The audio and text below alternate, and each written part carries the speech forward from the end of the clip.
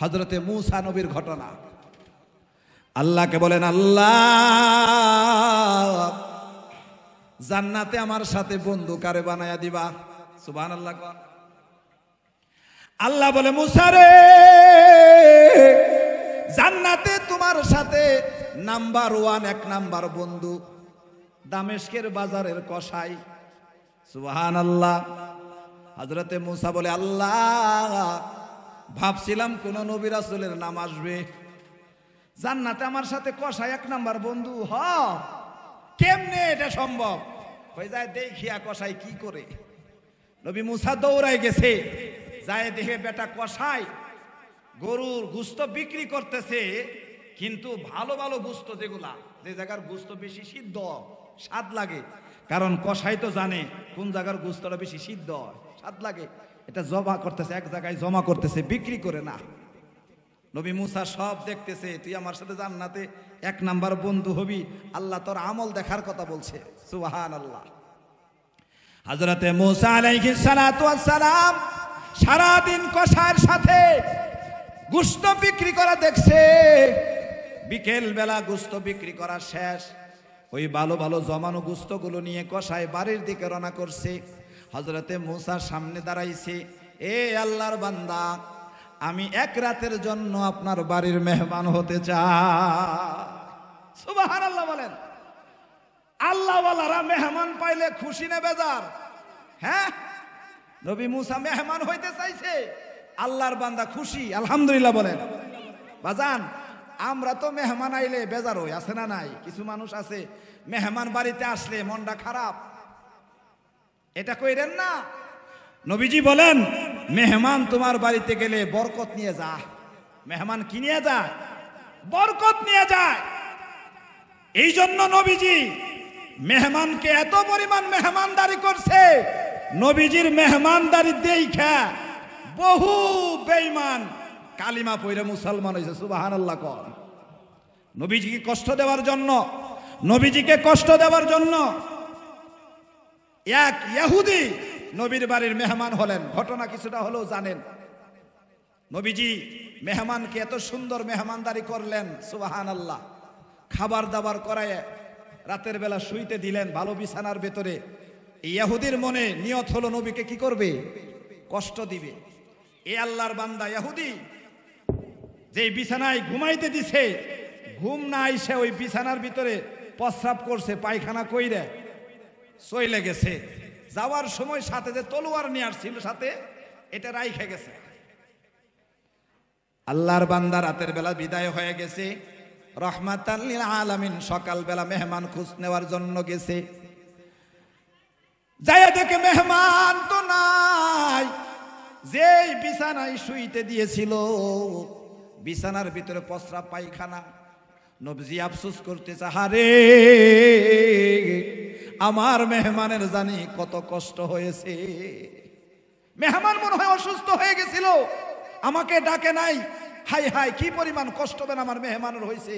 নবী আফসোস করতেছে, আর নিজ হাতে ওই ইহুদির ময়লা পরিষ্কার করতেছে।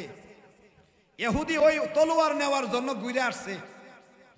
আয়েশা দেখে যাকে কষ্ট দেওয়ার জন্য মল ত্যাগ করছিল, এই মানুষটা মল পরিষ্কার করতেছে আর বলতেছে, আহা আল্লাহ, আমার মেহমানের বেন কত কষ্ট হয়েছে, আমার মেহমান বেন অসুস্থ হয়ে পড়ছিল, আল্লাহ গো আমার মেহমানরা তুমি সুস্থ করে দাও। সুবহানাল্লাহ কবেন না? ইহুদি নবীর এই দৃশ্য দেখা আর টিকতে পারে নাই। ইহুদি বলতেছে, আহা আমি এতদিন ভুল বুঝেছি, মানুষ চিনতে আমি ভুল করেছি। আরে এটা তো সাধারণ মানুষ না, যার বাড়িতে খাইলাম, আমি ইচ্ছে করে মলত্যাগ করে চলে গেলাম। দুনিয়ার অন্য কোনো মানুষ হইলে কি কন, মেহমানকে গালাগালি করতো না, কত বদনাম করতো। কিন্তু আপনি আমার নবীজি কত সুন্দর ছিল। সুবহানাল্লাহ। এই জন্য আল্লাহ বলেন, লাকাদ কানা লাকুম ফি রাসূলিল্লাহি উসওয়াতুন হাসানা। এই জগতের মানুষ, তোমাদের জন্য সর্বশ্রেষ্ঠ আদর্শ, সর্বশ্রেষ্ঠ চরিত্র আমার নবীর কাছে রেখে দিয়েছি, গ্রহণ করো। সুবহানাল্লাহ বলেন। আল্লাহর বান্দা বান্দেরা, নবীজির এই আমল দেখে, নবীজির এই ব্যবহার দেখে এই ইহুদি নবীজিকে বলতেছে, নবী গো,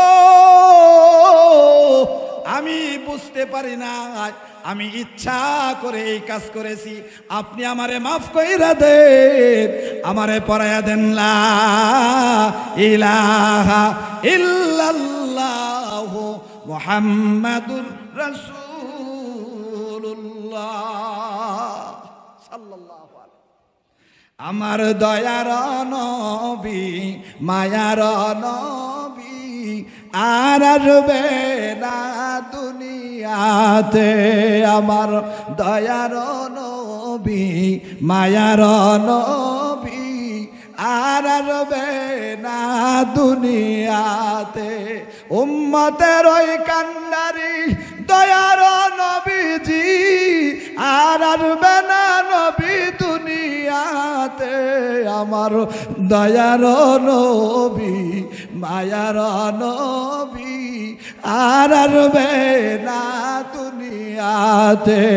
আমার দয়ার নবী, মায়ার নবী, আর আসবে না দুনিয়াতে। আল্লাহু আকবার বলি ভাইজান। এই জন্য আল্লাহ পাক নবীর আদর্শ গ্রহণ করতে বলেছেন। হ্যাঁ, নবীর আদর্শের ভেতরে শান্তি আর শান্তি, শান্তি আর শান্তি, দুনিয়াতেও শান্তি, পরকালেও শান্তি। বলি আল্লাহু আকবার। এ ভাইজান, ঘটনা সংক্ষেপ করতেছি। ইহুদি মুসা নবী যখন বলেছে, আমি আপনার বাড়িতে একদিনের জন্য মেহমান হতে চাই, ইহুদি তো আলহামদুলিল্লাহ, হ্যাঁ, মেহমানকে নিয়ে বাড়িতে গেছে। যাওয়ার পরে নবী মুসার মনে ইচ্ছা হলো, তুমি আমার সাথে জান্নাতে এক নাম্বার বন্ধু, তোমার আমল দেখার দরকার আছে না নাই? এবার ইহুদি বাড়িতে গিয়ে হযরতে মুসা আলাইহিস সালাতু ওয়াস সালামকে বলতেছে, আপনি একটু বসেন, আমার একটু আমল আছে, আমলটা শেষ করি, পরে আপনারে আমি সময় দিতেছি। এই কথা বলে ওই যে জমানো ভালো ভালো গোশত, এগুলা নিয়ে সুন্দর করে নিজ হাতে রান্না করছে। রান্না করে একটা পাতিলের ভেতরে নিয়ে ঘরের ভিতরে বুড়া মা শুয়ে আছে, যায় মায়ের কদম ধরছে। মা, জননী, সারাদিন তোমার কাছে থাকতে পারি না, তোমার সেবা করতে পারি না, মাগো,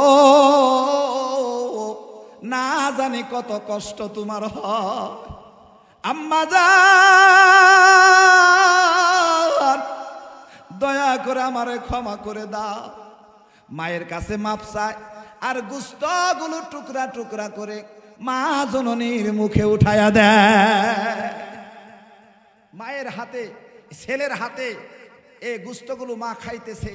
খাওয়ার পরে মায়ের পেটটা যখন বইরে গেছে গা, সাথে সাথে দুইটা হাত উপরে উঠাইয়া দিয়ে আল্লাহরে ডাক দিছে, আল্লাহ গো, আমার এই কসাই পুলারে নবী মুসার সাথে জান্নাতে রাইখো। মুসা নবী উপস্থিত জায়গায়, কসাই এ আমল কতদিন থেকে করতেছ? কই হুজুর, প্রায় 40 বছরের কাছাকাছি। প্রতিদিন আমার আম্মার এইভাবে আমি খাওয়াই। আমার আম্মা খাওয়ার পরে প্রতিদিন একই দোয়া করে, আল্লাহ আমার কসাই পোলারে নবী মুসার সাথে জান্নাতে রাইখো। মুসা বলে, কসাই নবী মুসারে চিনো তুমি? কয় না হুজুর, আমি চিনি না, কোনোদিন দেখি নাই। আহা, হযরতে মুসা ডাক দিছে, কসাই রে, জনমের মতন দেখ, তোর মা যে নবীর সাথে তোকে জান্নাতে থাকার দোয়া করে, ওই নবী মুসা আমি কসাই। কসাই রে, তোর মায়ের দোয়া তো আমার মালিকের দরবারে কবুল। কসাই, তোর মায়ের দোয়ার কারণে তুই আমার সাথে জান্নাতে এক নাম্বার বন্ধু হবি রে কসাই।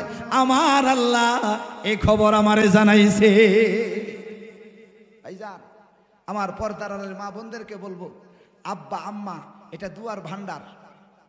এই দুয়া, আব্বা আম্মার দুয়া আল্লাহ ফিরাইয়া দেয় না। আব্বা আম্মার দুয়ার মাঝখানে আর সে আজিমের মাঝখানে কোনো পর্দা থাকে না, সরাসরি কবুল।